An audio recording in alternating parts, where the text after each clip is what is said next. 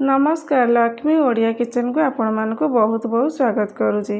आज आपण मानक सांगे शेयर करी पणस तरकारी मटन ठार भी कम लगे जदि आपण मैंने यही प्रोसेस रे बनइबे ताहले वीडियो टी संपूर्ण देखो। जदि वीडियो पसंद लगे गोटे लाइक करनी, सब्सक्राइब करनी, पाखे थे बेल आइकन क्लिक करनी। एबे डेरी नक बनइबा आरंभ करबा। पणस तरकारी बनइबा मु पैन दिहरे गोटे ग्लास पानी दे दउची। आधा चामच कम हलदी गुंड, गोटे चामच ए लुण दे दूची। पानी की आम भलसे गरम करने। देखो पानी गरम हो गला। मु 300 ग्राम पणस नहीं ऊपर चोपा छड़े देती आ मीडियम साइज रे काटी नहीं। एबे आम हलदी आ लुण पानी रे पणस को देदेवे। दुईटी आलू मु नहीं बड़ साइज रे काटी नहीं आलू को। एबे से पणस सांगे टे देदेवे। पणस सांगे आम आलू आ पणस को एथर हलदी पानी देकी 3 ରୁ 4 मिनट एथर हाई फ्लेम रे फुटिया को छाड़देवे। कहीं आम पणस को बेसी सिझेबेनी, खाली तार कषा पानी टी ही बाहर करने। 3 ରୁ 4 मिनट आमर हो गला। देखो पणस आमर कषा पानी बाहरी गला। मु एथर पणस आ आलू के एथर छाणी नौचे।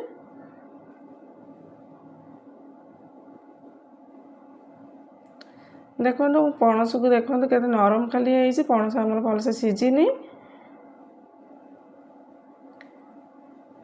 एमती आम पणस आ आलू को सब काढ़ी नेबे।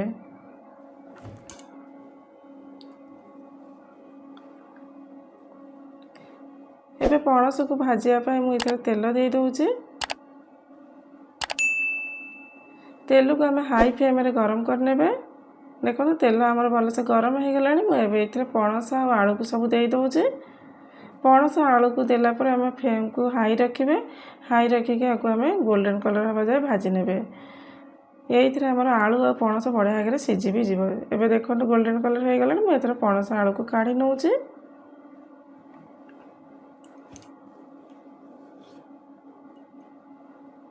एबे पैन दिहरे मसला बनवाई 4 ରୁ 5 चामच हम रिफाइन तेल दे दूची। तेल गरम हो गला। मुझे 2 खंड डालचीनी, 2टी गुजराती, गोटे प्याज को काटिक रखी दे दूची। प्याज को आम पिंक कलर हवा जाए भाजी नेबे। मीडियम फ्लेम रे ही मसला को करने। एबे देखो प्याज आमर पिंक कलर हो गला। मुझे गोटे प्याज को ग्राइंडिंग कर रखी दे दूची। पियाज बटाटा देले इतरे बहुत बढ़िया ग्रेवीटा मोटा भी रहा, बहुत बढ़िया टेस्ट भी आसीबो। पियाज को पियाज बटा को आम 2 ରୁ 3 मिनट कषि ने जमी पिंक कलर हो। देखो पियाज आमर बढ़िया पिंक कलर हो गला। पानी भी सुखी गला। एबे इतरे मु गोटे टमाटर को छोट छोट कर काटी रखी दे दूचे। टमाटर दे साइला पर एबे इतरे मु 1.5 चामच लुण, गोटे चामच अदा रसुण पेस्ट देकी 2 मिनट मसला सांगे भलसे कषि नेबे।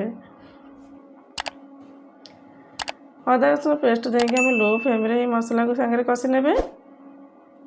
देखो 2 मिनट आमर हो गला। मसला सांगे बढ़िया कषि हो गला। मुझे आधा चामच हलदी गुंड, 2 चामच ए काश्मीरी लंका गुंड, गोटे चामच ए धनिया गुंड देकी मसला सांगे गोले नेबे। आधा सेकेंड मसला सांगे कषि नेबे।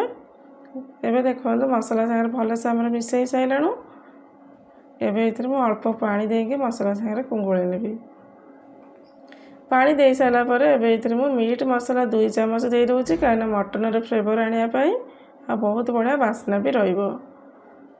मीट मसला दे सारा पर एथर आम 2 ରୁ 3 मिनट लो फ्लेम रे घोरई नेबे। मसला जब तेल छाड़ी आसो बहुत बढ़िया आगे सिझी भी जीवो।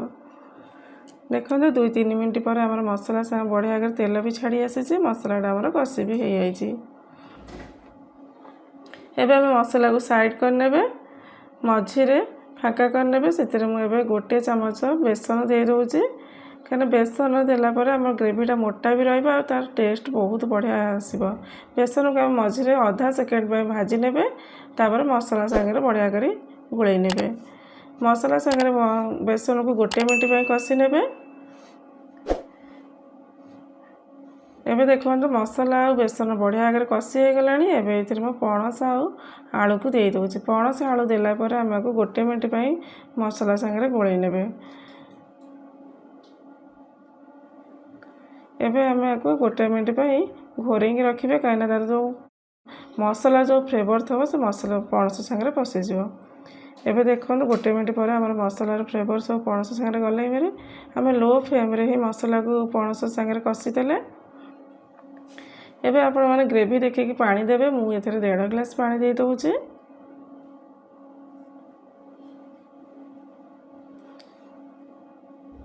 एबे घोड़े नेबे मीडियम फ्लेम रे 4 ରୁ 5 मिनट पर मीडियम फ्लेम रे घोड़े नेबे।